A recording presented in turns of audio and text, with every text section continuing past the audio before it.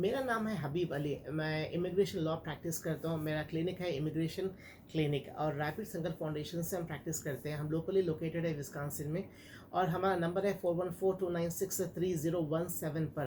पहले तो मैं सारे मेरे ऑडियंस, मेरे क्लाइंट्स का धन्यवाद अदा करना चाहता हूँ कि मेरे लास्ट वीडियो 5000 ओवर व्यूज़ मिले और 1000 के ओवर सब्सक्रिप्शन मिले। आप लोगों का बहुत बहुत शुक्रिया है और उसके लिए मुझे बहुत ज़्यादा एनर्जी मिल गई है कि मैं आप लोगों को गाइड कर सकूं, आप लोगों के केस रिलेटेड इन्फॉर्मेशन पहुंचा सकूं। इस नंबर पर संपर्क करिए 4142963017 पर। जैसा हम लास्ट टाइम डिस्कस कर रहे थे कि मैं आपके सामने एक नई टॉपिक लेकर आता जाऊंगा, तो आज से हम शुरू करने वाले हैं कि एसाइलम सीरीज़। एसाइलम क्या चीज़ होता है और एसाइलम में कितने प्रकार के होते हैं, एसाइलम कौन क्लेम कर सकता है, एसाइलम का स्टेटमेंट कैसा होना चाहिए, एसाइलम के डॉक्यूमेंट्स क्या होना चाहिए, ये वन बाय वन हर एक चीज़ आपको क्लेरिफाई करेंगे। तो आपके केस रिलेटेड, अगर आप केस फाइल कर चुके हैं, अगर केस फाइल करने वाले हैं, तो आपको इसके अंदर बहुत ज़्यादा मदद मिलने वाली है। आप अपने वकील के पास जाएं और उनसे संपर्क करें कि ये चीज़ आप मिस कर दिए, ये चीज़ आपने लगाया नहीं है, मेरे पास मिली है। आप उसको अपलोड और उनको वापस ले जाकर दे सकते हैं। आपका केस सीधा हो सकता है। चलिए, आज का टॉपिक है अपना कि आज का फर्स्ट वीक में अपन स्टार्ट करेंगे फ्राइडे के दिन एसाइलम। एसाइलम क्या होता है? एसाइलम का एक्चुअल माना मतलब है कि शरण लेना है। किस वजह से एसाइलम आपको करना चाहिए, उस बारे में हम डिटेल जाएंगे। तो शरण लेना है तो किस वजह से शरण लेना है? अगर आपके खुद के कंट्री में अगर आपके साथ नाइंसाफ़ी हो रही हो, अगर आपके नाइंसाफ़ी किस तरह की हो रही हो, आपका जैसे कि आपके मज़हब को लेकर, आपके आपके रेस को लेकर, आपके कम्युनिटी स्पीचेस को लेकर, आपके पॉलिटिकल ओपिनियन पर, इस वजह से अगर आपको दिक्कत हो रही है, तो इंटरनेशनल लॉ के तहत आप किसी भी कंट्री में जा सकते हैं और अपना एसाइलम क्लेम कर सकते हैं। और यहाँ पर यूनाइटेड स्टेट्स में जब आप आओगे तो एसाइलम क्लेम कर सकते हैं। तो ये बुनियाद है एसाइलम के लिए। और किन लोगों को क्वालिफाई होना है एसाइलम में, आपको अभी मैंने बताया है।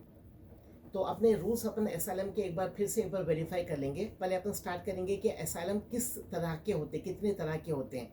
यहाँ पर ये दो तरह के एसाइलम होते हैं। एक होता है कि एफर्मेटिव एसाइलम।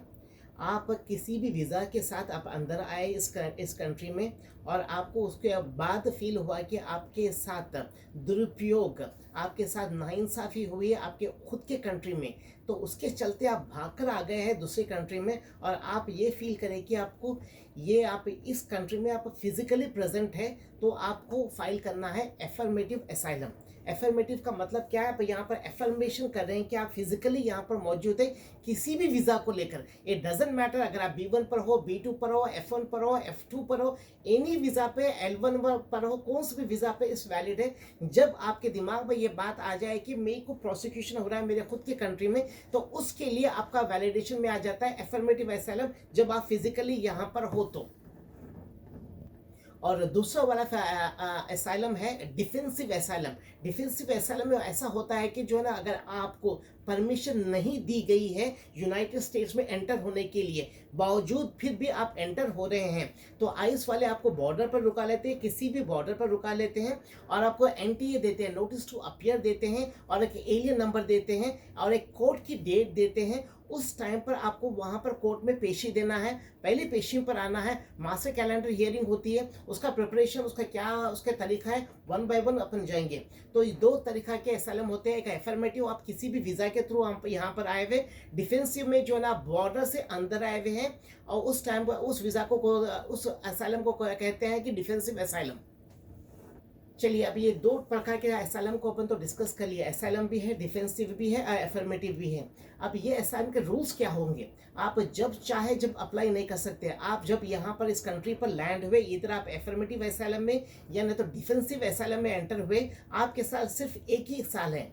एक ही साल 365 डेज के अंदर आपको एसाइलम फाइल करना है। ये रूल है, ये लॉ है। उसके बाद मैक्सिमम इट डजन वो वर्क होगा नहीं।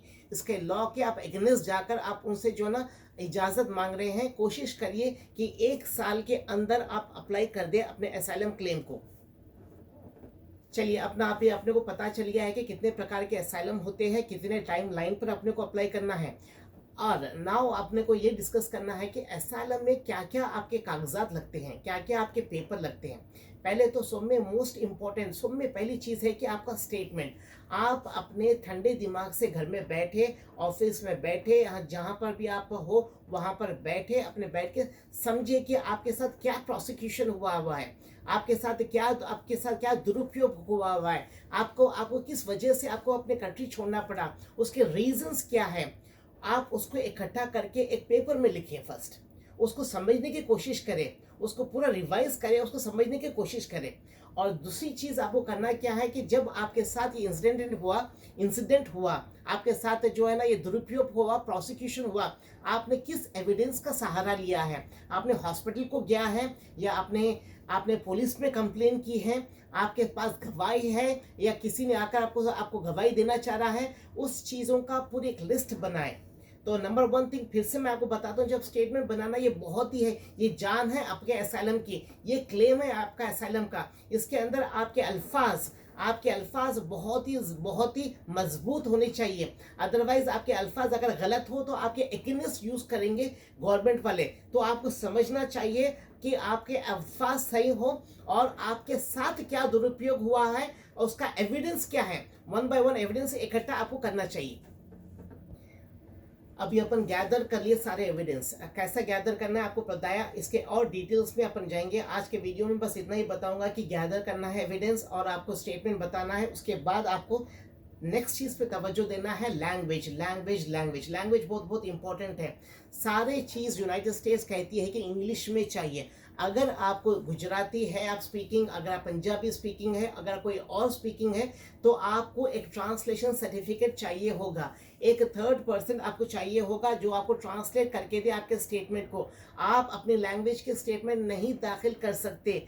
आप कर भी देंगे तो आपको कोर्ट भी हो या डिपार्टमेंट ऑफ होमलैंड सिक्योरिटी हो, आपसे रिक्वेस्ट करेगा कि आपको ला कर दे ट्रांसलेशन का। तो विदाउट एनी काइंड ऑफ आप कन्फ्यूजन होना नहीं चाहिए कि आपको करना क्या चाहिए। आपकी लैंग्वेज में लिखना चाहिए आपके स्टेटमेंट को, और आपको एक ट्रांसलेशन सर्विस का हेल्प लेना चाहिए। चाहे आप अपने वकील से पूछे कि ट्रांसलेशन सर्विस उन्होंने प्रोवाइड कर सकते हैं या नहीं, तो एक थर्ड पर्सन को आपको लेना चाहिए जो इंग्लिश भी जानता है और आपकी भाषा भी जानता हो।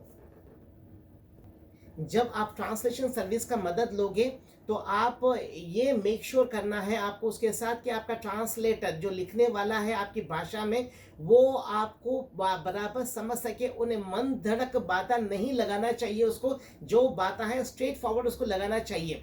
तो ये होगा आपका ट्रांसलेशन का। एंड थर्ड, जब आप कोर्ट में स्पीक करोगे या नहीं तो आपको जो है ना डिपार्टमेंट ऑफ होमलैंड सिक्योरिटी में एफर्मेटिव का इंटरव्यू होगा, तो दोनों भी तरीके में आपके वकील को आपको बताना चाहिए कि मुझे ट्रांसलेटर चाहिए, मुझे इंग्लिश नहीं आती है, मुझे ट्रांसलेशन सर्विस की ज़रूरत है, मुझे इंटरप्रेटर की ज़रूरत है। तो ये चीज़ों का प्रिपरेशन आपको पहले करना चाहिए, विदाउट गेटिंग, आपको पहले करना चाहिए जाने से, इंटरव्यू को जाने से पहले।